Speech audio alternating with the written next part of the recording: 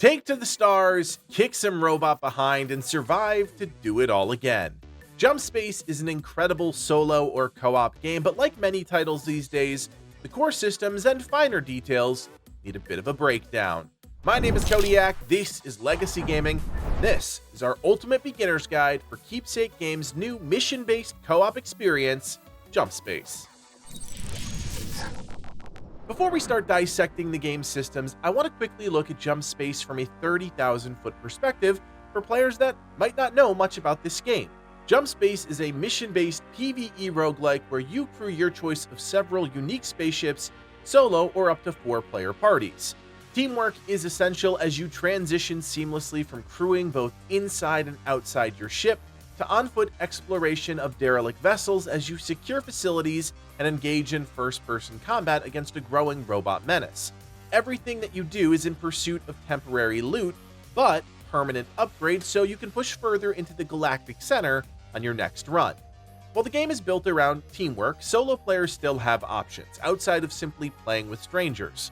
That's where Buddy comes in, a robot companion that will dynamically take care of repairs, reload ammunition, crew your ship's various secondary weapon systems, and even join you during on-foot expeditions. Shockingly, it's competent. If you are playing in co-op, Buddy will also join any half-formed squads of less than 4 players, which can still be a huge help during those harder missions. While games are hosted by you or other players, not by the game itself, the cool part is that progression is shared regardless if you are the client or the host. If you unlock a cool new ship or component while playing with some friends, you'll take that back into your game and retain it for future use. That means regardless if you're the one piloting the ship, on the front lines, or in the back doing repairs, every mission is worth your time. Everything in Jump Space revolves around the galactic map and the missions you'll find within it. You'll begin at the outer reaches of the galaxy, but as you complete missions, find map fragments, and make upgrades, you'll push further towards the Galactic Center and the more difficult missions the game has to offer. At this time, as the game launches into early access, Jump Space has 9 distinct missions that you can reveal and take part in, but there are many more planned for the future. Salvage runs and hazardous salvage runs require you to locate valuable salvage to bring back from aboard derelict ships and facilities. During a cargo ship raid, you infiltrate a cargo ship full of robots hell-bent on stopping you from your goal. Crashed cargo retrieval is exactly what it sounds like, extracting cargo from a crashed cargo ship. In Vault Breach, you attempt to unlock a vault full of valuable loot that's protected by an increasingly difficult presence of robots. During Distress Call, you come to the aid of friendly ships, eliminating threats and helping them escape. Artillery Support is one of the more difficult missions where you fight over control of massive cannons that will target you or the enemy's fleet depending on who has dominance over the control points. In Sabotage, you fight to maintain control over various capture points, disrupting the Legion's grasp of the region. Finally, you have Data Extraction. This is the only mission currently in the game that is endless in nature. You'll need to extract data, fend off increasingly difficult waves of Legion forces, and stretch your materia resource to their absolute limit before deciding when it's time to extract. When choosing a mission, there are 4 crucial pieces of info that are displayed. First up is the challenge rating. This is the overall difficulty of the mission and can range from trivial, where enemies and objectives are barely a threat, to extreme, where you'll be fighting for the very survival of your crew. The higher the difficulty, the more enemies you'll face, and with the game's dynamic AI director, the better your crew is doing, the more things will get thrown your way, often massively increasing the density of elite enemies. The mission duration explains roughly how long you can expect the mission chain to take if you're moving at a moderate pace, anywhere from 20 minutes to over an hour and a half. The dotted line indicates how many jumps you'll need to make before completing the mission, and each of those jumps features their own set of objectives and, just as equally, a chance to get lost in the cold vacuum of space. This is great for players who only have a limited amount of time per gaming session. It lets you easily map out your progression solo or with friends on the time frame that works best for you. The mission briefing simply tells you what to expect from the mission based on the list we described before. Again, this will expand throughout early access. Finally, there are rewards, and I think it's worth explaining what each of these are. The green reward is the amount of XP you'll earn from completing the mission at a base level, not including any potential side missions or discoveries. When in the hangar, you can see your total XP required before reaching the next level in the bottom left corner. The harder the mission, the more XP you'll receive. The yellow reward is the amount of credits you can expect to receive from completing the mission at a base level. These actually have no use at the time of making this video, but they will be used for future systems that will allow you to preload your characters or ships with certain items or upgrades to give you an initial advantage during a subsequent mission. The orange reward is the amount of Materia ingots you'll receive from completing the mission. These are a long-term progression resource that allow you to upgrade the ship's components. The higher the component level, the more Materia ingots it costs to upgrade to the next level. You can also receive Materia ingots by bringing back duplicate components found during your missions and by completing quests for NPCs back at your hangar. On the regions of the map, you'll notice there are possible discoveries. In addition to the various rewards you can earn in each mission, there are also possible discoveries that can pop up in a run. Components, which we'll discuss in a bit, are the long-term progression system of the game, and you can earn these in each mission. Components are unique parts that you can bring back to the hangar, allowing you to customize the loadout of your ship for future runs. The other big discovery is map chart fragments. These are high-value collectibles you'll want to come back to the hangar with, and each one collected will chip away at progress towards mapping the next region of the galaxy, opening up access to newer missions, harder difficulties, and rarer rewards. In between missions in Jump Space, you'll find yourself in the hangar. It's here you'll have access to a whole host of NPCs that will give you missions to work on in both the long and short term. Some are story missions, and these will expand as they continue to work on the game throughout early access. In the short term, you'll be tasked with collecting specific items, making a certain number of upgrades, and more in order to secure a sizable chunk of XP and some sweet cosmetics.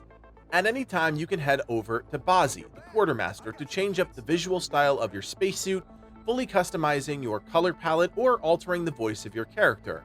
Completing side missions for other NPCs will send their unique cosmetic rewards here to be unlocked. In the future, this will also be where you'll spend credits, allowing you to bring specific preparation items into your next mission. Vosk is your resident mad spaceman, and eventually, you'll be able to spend credits to select from a randomized set of artifacts that you can bring on your next mission. Finally, there's Barrett, the Dockmaster, one of the point people for all things story-related. Additionally, it's here where you can manage the ships that you've unlocked, selecting which one you'll want to load into your next mission, while also giving you the chance to customize its color scheme both internally and externally. Throughout the game's development, you will be able to unlock and crew a variety of different ships, and while there's currently only 2, you can discover new ship holes in the different regions of the galaxy map randomly inside of missions. The first ship is the larger group-oriented C3 Catamaran, which has multiple floors, a wide array of hardpoints for additional weapon systems, and a robust exterior that will actually come into play when enemies board you or mines latch onto your ship's hull. The other option you'll eventually discover is the DT4 Dark, a much smaller, more nimble, one-room ship that is perfect for solos and duos, but lacks the additional firepower of the Catamaran. Each of these ships has varying stats that include things like hit points, which is your ship's overall health pool, shield units, which determine how many bars of reactive armor you can have active at any given time. Understanding how much max materia you can have stored also gives you flexibility when making decisions mid-mission. Your ship's base speed, which determines how easy it is to engage or disengage hostile targets, maneuverability, which determines how easy it is for your ship to pitch, yaw, and roll, which can be critical in avoiding incoming damage or navigating debris fields. Finally, the component slot, which is where the actual customization and long-term progression of Jump Space comes into play. In the Jump Space hangar, you'll notice next to Barrett and Buddy is a wall of colorful rectangles. This is where those unique components that you discover during your missions will be stored, becoming selectable in your ship's loadout for future missions. Every ship has a limit in terms of the amount of components it can carry from each category, which I want to break down in more detail. Reactors and auxiliary generators determine the amount of power generation your ship has at its disposal, but also determines the power grid layout you'll have available on board your ship. All components within Jump Space have a power plug size, which is the power cost, but also a power plug shape. In order to have your components functioning, you'll need to creatively manage your components and arrange them on the power grid. Anything that doesn't fit, even by one square, won't be powered. You'll also have to factor in protected and unprotected power on these generators. Components not on protected power grids will be susceptible to ion storms, solar flares, radiation leaks, and more, and will take damage and lose functionality. When shit hits the fan during harder missions, this ends up mattering a whole lot more. Sensors provide your ship with the ability to scan the area during each mission, revealing threats and points of interest, but they also come with additional functionality, such as calling in supply beacons to aid teammates on the ground. These are often the smallest components in terms of power plug size. Engines help augment your ship's max speed, how many boost charges you have, what your boost cooldown rate is, and how nimble your ship is at turning. These engines can also come with additional functionality, such as the ability to fire out flares to evade missiles, something you'd otherwise have to do manually. Pilot cannons are what you'd expect, weapons the pilot has access to. Outside of the pilot's weapons, one of your crewmates will be able to enter the combat station, which grants them access to the other weapon systems available depending on your ship's loadout. Multi-turret systems provide additional fire support to your pilot, allowing the gunner to contribute to your current focus target, but these provide an even more critical function, anti-fighter support. These weapons are able to swivel 360 degrees quickly and allow your gunner to hit enemies behind and outside the pilot's current attack vector. On the other hand, special weapons add additional support that have to be swapped to and are often your hardest hitting options, but on a long cooldown. The perfect example of this is the Lance Railgun, a one-shot precision weapon that can deal significant damage to a target, often outright killing it. However, if you miss, you'll be exposed until you can swap back to your regular weapons. All of these components are discovered either by finding them at special points of interest randomly inserted into missions, or by crippling corvettes, boarding them, fighting through the onboard enemies, and then opening up the corvette's core.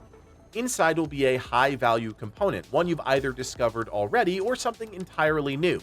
Either way, taking this will initiate a self-destruct sequence, and you'll need to bring the component back on board your ship. Each component you bring back will net you an additional Materia ingot at the end of your run, so securing as many of these as possible is highly recommended. Now, back at your hangar, in addition to selecting which component you want to equip for your next run, you can also spend Materia ingots to upgrade your components to the next tier.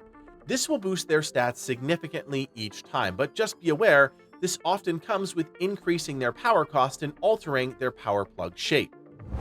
When your jump space ship is loaded up with components and you've entered into a mission, the biggest thing you'll need to worry about outside of dying is the Materia resource.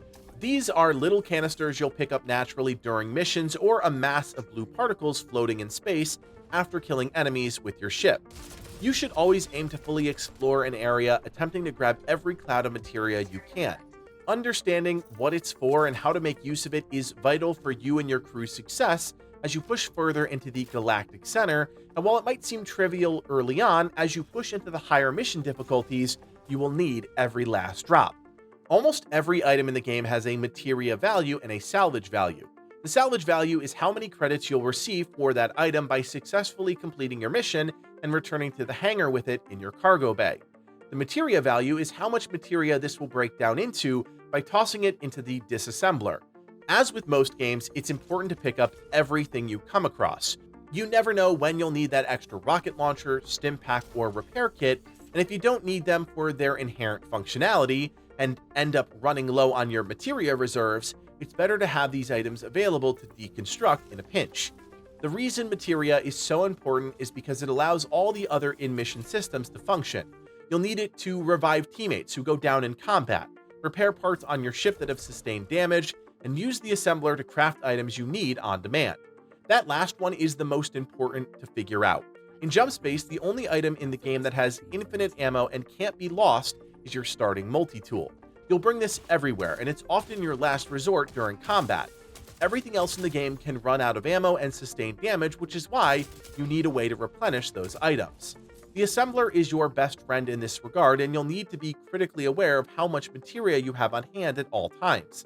This is denoted by the white notched resource in the top left of your screen that caps out at 1000. Understanding when to spend materia versus keeping it in reserves is something you'll learn over time, but should be practiced from the very beginning.